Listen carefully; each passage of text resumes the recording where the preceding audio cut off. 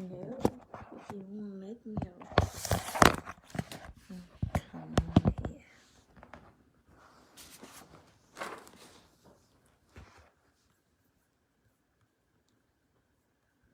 Hello, coming up live.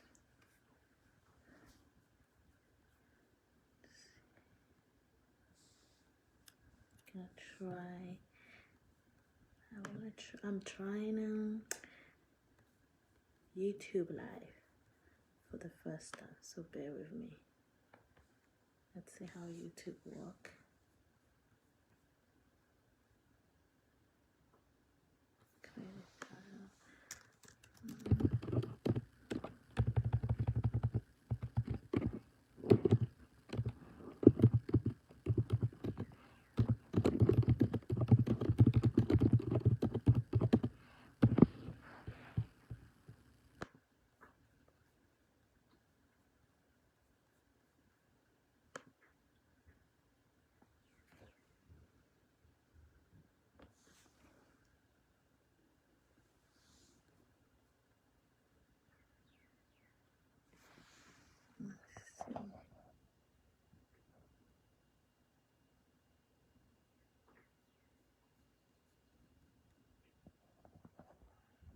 Hello, hello. I am trying to make this work on YouTube. Hello, who is on? Trying to make this work.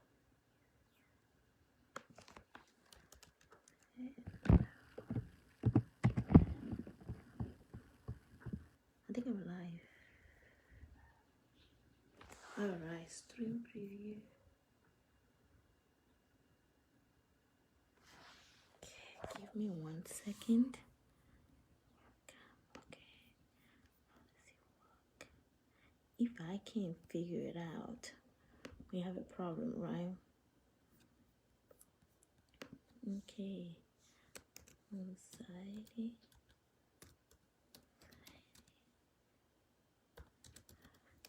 So stay tuned.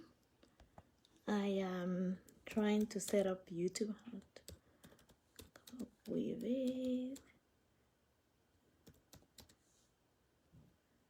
I'm doing good. No, it's not made for kids. If it's any weird people, I'm gonna block you, so don't even try. All right, so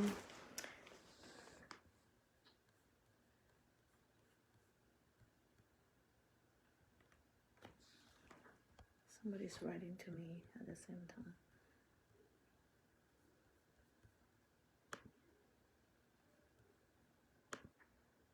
Participant. All right, so I'm gonna get started. How's everybody doing? Maybe I give it some second. Wait for some second again. Oh, that I like that angle better.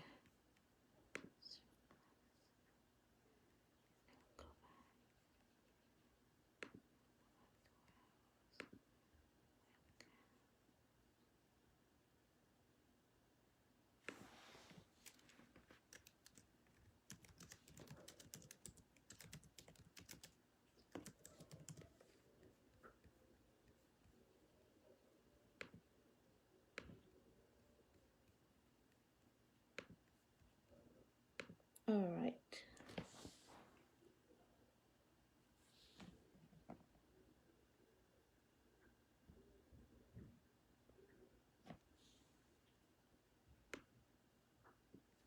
Oh, here's the button. Now I can go live.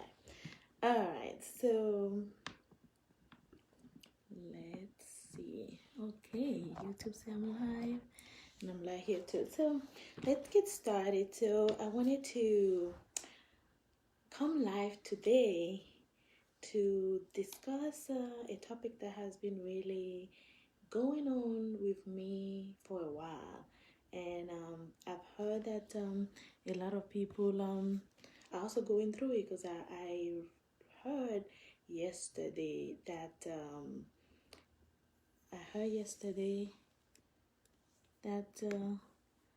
this has been huge.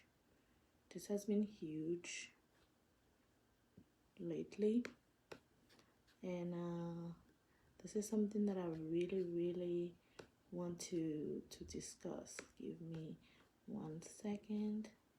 I want to make sure that I can see myself and everything is good here. Okay, so let's get started. Okay, so welcome to live with me. I used to be very worried, I like talk about living your best life, living your best life virtually, and especially with the lockdown now, we are all confronted with being stuck at home for days, for all days, and not going anywhere.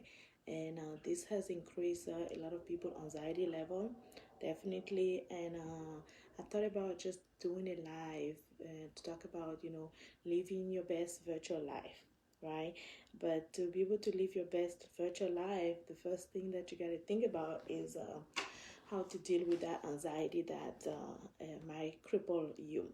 So today I want to talk about anxiety. So I'll give a couple of storyline around it, and then trying to make it a little more detail on how to cope with anxiety. So if you don't know me, I had a baby about a year ago, exactly, close to 1 year ago.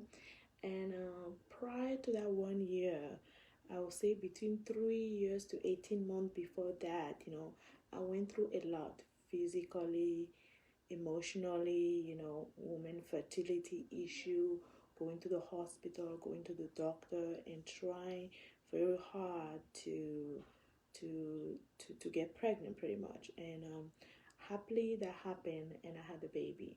But right after I had the baby, I found that I have a high blood pressure. So that's something that I had to deal with. I had high blood pressure, and nobody tell you, but when you leave the hospital, they give you this pretty dandy depression screening document. I wanted to bring it and share it in my life today. And there's some interesting question that I ask you. I've I haven't been able to laugh and see funny side of life. It's 10 questions. I have blamed myself unnecessarily when things went wrong. I felt scared or panicky for no good reason. I have been so unhappy that I have difficulty sleeping. I've been so unhappy that I've been crying. I look forward with enjoyment to things. I've been anxious or worried for no good reason. Things have been getting on top of me. I felt sad or miserable. The thought of harming myself has occurred to me. So there's about 10 questions that they give you, and if they ask you to answer those questions. There's a rating, and if you answer 5 out of those questions, they ask you to call the doctor. So that's how they gauge that you have some depression or some minor anxiety. For me, during the first 3 months, I was dealing a lot more with my high blood pressure. So that was really what was what was deep part of my worry. My high blood pressure. So I really didn't have any of those symptoms. I never got to 5. Maybe I had 2, 3, and it's never the same. So it's really, I felt like it was depending on what was going on. So, and I wouldn't say that I used to worry much. I just have normal worry like everybody. I'm 100% optimist, a super positive person for anybody that know me. So, and I even have a message before I get in my room: don't worry, pray. So I am not naturally somebody that worry. I'm positive. I'm the one that will always tell you things will be good. I'm still that person. But there have been some moment where I found myself in this very deep, you know, anxiety mode. So about 3 weeks after I had my kids, my baby, one of my friend, very close friend, lost her dad so unfortunately. So it was really unfortunately, because her dad was just ill, sick for a couple of weeks, and then suddenly he passed away. And either it was because it was not expected, or how I was announced to it, or maybe my state of mind at that time, it really, really got me in the deepest anxiety that I've never seen. So I was really anxious, and I felt like I was even more anxious, not for my friend, but just for me, for like the whole state of how life is in general, how much somebody can just pass away so suddenly. And the funny thing is, and the weird thing is, this was not the first time that I lost somebody that I know, but it was just that I think I was in some already mild depressed state, so that on top of it just brought me very in a very anxious mode. So I got anxious, and I've been anxious for a while, and that's when I started really paying attention to my anxiety. So let's talk about what is the definition of anxiety. So anxiety is really excessive worry, increased worry. Everybody has a mild worry here and there, but anxiety is really when you worry a lot more, and your worry just keep increasing no matter what you do.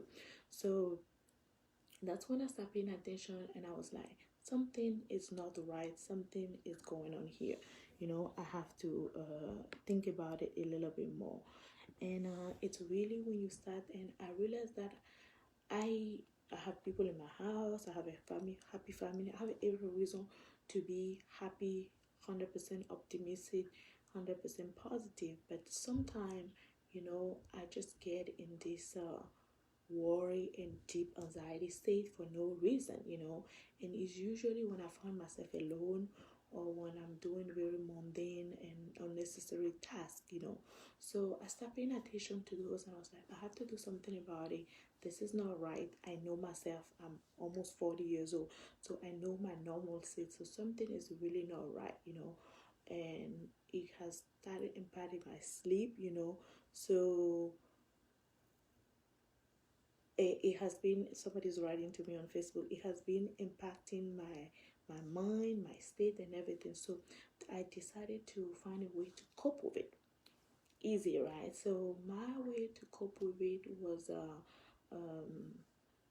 self-care. Definitely everybody has been talking about self-care so much lately, so self-care was one of them. Second was a detox, trying to detox.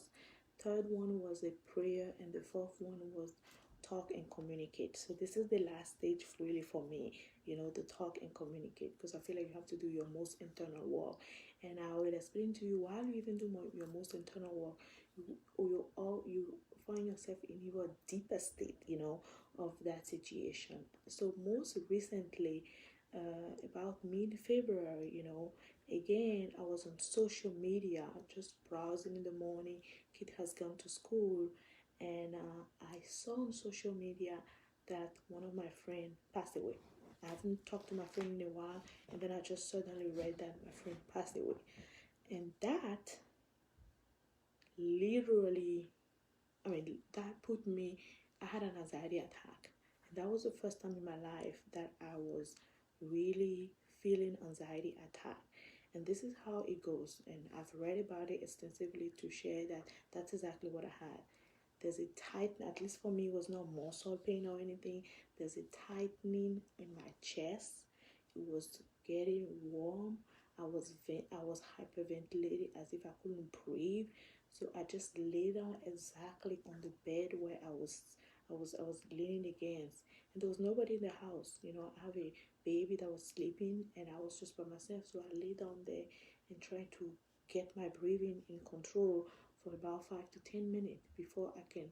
So I literally it was like you hit by something emotionally, but it's internally. Then I realized that, oh no, I really have to do something about it.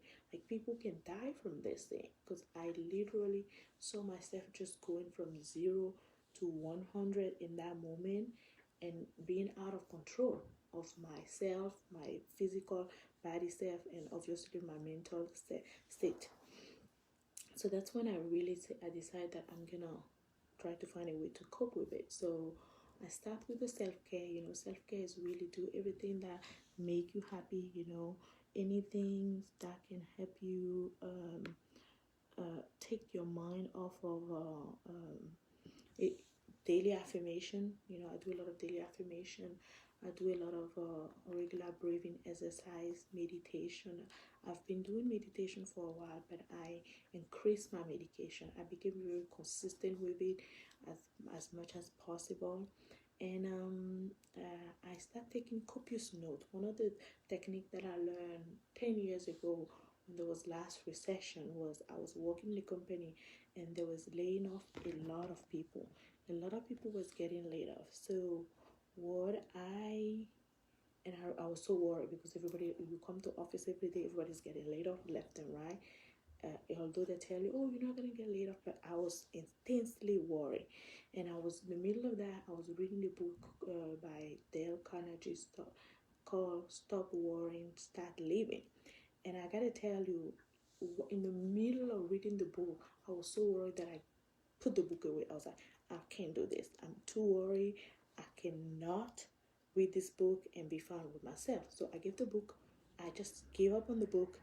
And but one of the things that the book mentioned was start writing down everything that worry you and break it down.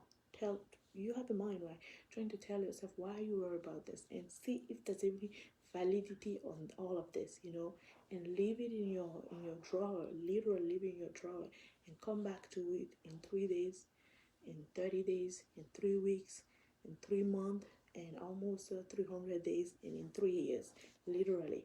And as you're coming back, you're gonna see that they're not realizing. So it's just in your mind. So anxiety is definitely a disease of the mind. So you gotta take care of your mind. I am not a doctor. I'm really talking from my own perspective, what I've tried and what have been working for me, and I'm definitely work in progress. Definitely work in progress. So this year in January, I remember that technique, and I've been doing it. And I'm even gonna write an article about it at the end of the year, how it has been going. So what I will do is every month, at the beginning of the month, at the beginning of the week, I write down what is my anxiety. And I tell you, by Wednesday or Thursday of that week, the anxiety has been crossed off. Whatever was my anxiety will have already been crossed off because it's just something that is in my subconscious mind that I'm worried about. But eventually, it gets solved somehow because you work hard at it or you fix it. So that's part of my self care. Breathing exercise, daily affirmation, and definitely, um, writing down has helped me. Adding anything that make you happy. I love cooking. I love listening to music. I love reading books. So I do all those on my daily so that my mind is not off and thinking about it's not trying to wander off and trying to create worst case scenario in your mind about anything that's going on. So that's for the self-care. And there's so much you can do about self-care. It's self-care really depending on you, what's gonna make you feel better. It's the word is self-care, right? The next one that I tried was social detox. So I strategize every year on how I'm gonna do physically, professionally, emotionally, so and spiritually. So one of my goals for my spiritual goal was to do a 3-day detox every month, do a fast, and also do a just a normal detox. So as I was doing the detox, and I started in February, the social media detox, meaning get off my social media platform for 3 days, I realized that, oh, it was so freeing. So I decided to expand it and do it for 40 days because remember the story that I told you about the anxiety attack that I had when I found out that my friend had passed away. It was on social media that I saw her on Facebook. So I decided that I didn't want to go through that anymore. I needed a break because I felt like my phone was literally a tool that can kill me. I can be looking at my phone and I'm gonna die. And I was like, no, I'm not gonna do that. So I went on a social media detox for 40 days, and that was really freeing. But let me tell you, anxiety is tricky. While I was on that social media detox and I was feeling great, I was happy, I was just following everything that I like to do and following. My dad was mildly sick. He had a fever and whatnot, and just some issue that he was having. And as soon as I was told My mom told me I got into my anxiety kicking, literally. And I watch myself because now I'm in a zen mode in my social media detox, right? So I'm not listening to the news, I'm not reading anything, I'm just controlling what I consume, literally. And then it closing again to me. It's like it comes at you like this. So I spent 3 days in a deep anxiety attack where I was literally telling myself, okay, bad things gonna happen, and I start planning for the worst case scenario. It's as if my mind is trying to prep the worst thing that's gonna happen, and I'm already making myself ready for the more scenario news that somebody's gonna call me and tell me, and this is how I'm gonna behave. And it was just, I was watching, but the good news about me, at least so far, is I don't share. I have never shared this with anybody. So even my family member will be surprised. Even my friend will be surprised. I don't share it because I know this is not right. Because I know myself. I know how to behave. I'm supposed to be positive. So that part of me, or that part, that anxiety piece, I don't share it. So even if you call me, and I remember even in December, one of my friends tested and posted and said her dad was worried. I personally, it's not even my family member, I don't even know the person, but I just got into this anxiety deep mode, and it's already extrapolating, going very far, thinking about all the worst thing that will happen. Then suddenly I'm telling myself, this is crazy, this is not right. Calm down, bring yourself down. So that's the same thing that happened to me while I was in my social media detox. I got myself again in that deep hole, of the anxiety. And then I was like, wait a minute, I'm trying to get away from this, and this is catching with me. So something is wrong here. But the good news is I was able to catch myself because after that 3 days, I forced myself not to tell anybody about it, not to share, because I felt like I didn't want to give a voice to that thing that was happening in my head, that information that kept coming back in my head. I didn't want to share it. I have a rule that I don't share negative news, I don't share negative emotion. So I didn't share it, I just kept it until some better information came about. And then I was like, oof, okay, so no need to worry now. Let's just navigate through and things for the best and be positive, which is really the angle that I always want to be at. So that's what happened. Even during my social media detox, it gets so bad at some point that, even simply when I'm on social media, and some of you like to change your profile picture to your friend or somebody. When I see a profile picture change, it gets me into like this anxiety state, and I'm already thinking, oh my God, what happened to the person? Did they die? Did they something happened? They got a car accident? I mean, I'm going like extrapolating, going way, way, way far. While it could just be the person just had a baby, they just got married, they got engaged, it could be so many positive things down here, but I'm already thinking all this negative stuff, and I haven't even read the post just because I saw a picture change. So that's how anxiety deal with you. That's how anxiety get to you, pretty much. So that's my second way was coping. At least try to cope with the social detox. Then the third one is prayer. Prayer for me is just a simple tool that you have to use. It eases my mind. It brings positivity into my spirit. It gives me supernatural strength that you are not alone. You love, and if you're still here, there's a reason why. You have to believe in a higher power that is God. So that's what prayer does for me, and it has been pretty helpful. The last one is really talk and communicate. Because another thing is, if you can communicate whatever is in your heart with other people, in the hope that it can help them, so they can realize that not only they're not alone, but this whatever that is happening is something that they can cope with, at least have some tools that they can use to help them cope with it, you know.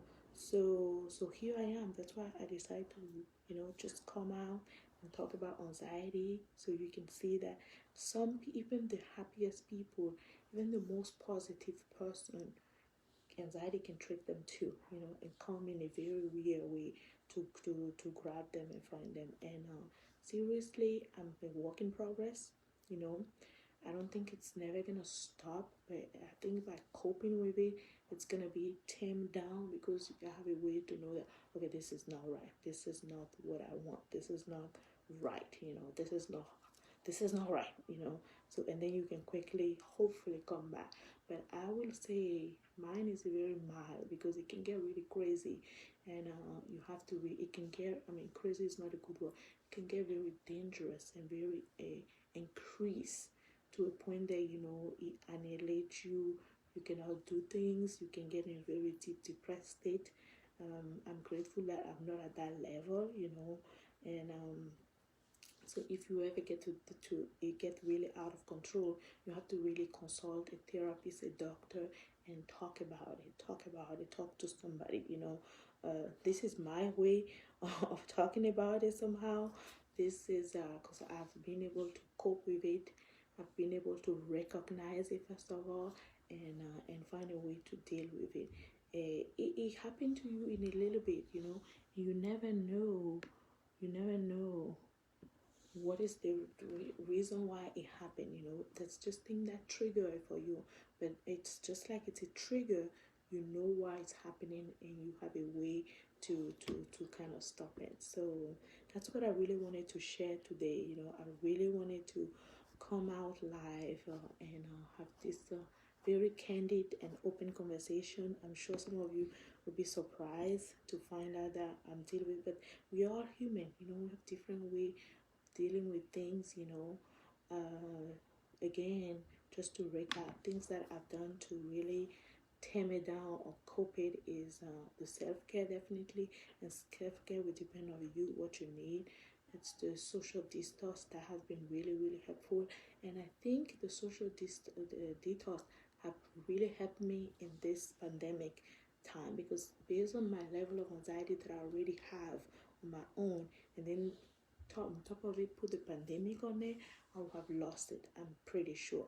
But I thank God that I was able to already start working on my own, so that when the pandemic come, I didn't get frightened, because I guess I already have bigger anxiety than actually the pandemic. So I was just able to just cope with the whole thing naturally, and trying to use my same tool to just cope with it. Do my self-care, do my social distance, try to pray a lot, and then just talk, communicate with friends and family, trying to network a little bit more, and trying to stay busy and do things that I love. So that I think that really helped me, because if I was not doing my social detox, and then the pandemic came with all the way it started, that was going to put me in a very, very bad state. And I can understand that a lot of people may have been dealing with some mild. Sometimes you don't even know. You have to be in tune with yourself enough to know that this is something that I'm having, so that when it get to a level that you cannot control, then you can really have a way to understand it. So again, thank you for listening to me. I'm not sure how many people were online, but if you catch it, this broadcast later on, I'm gonna post it on my page and on my YouTube. I'm excited trying YouTube for the first time, so I'm gonna see how that looks. And again, next conversation is gonna be next Saturday. We're gonna talk about embracing change, because hey, we have some very hard time that we have to embrace change. Things have changed a lot, even this whole working virtually, living virtually, and I believe even on the other side of the pandemic, there will be a lot of change that we have to embrace. I love change, but we're going to talk about embrace change, things that we have to start learning to embrace to live our best virtual life. So thank you for taking the time to watch this video later, and I'll catch you next Saturday. I want to do this every Saturday at 2 p.m. but tomorrow I have a all-day training, so that's why I decided to do it today. So thank you, and hello to anybody that able to catch me or watch later. All right, thank you. Bye. See you next Saturday.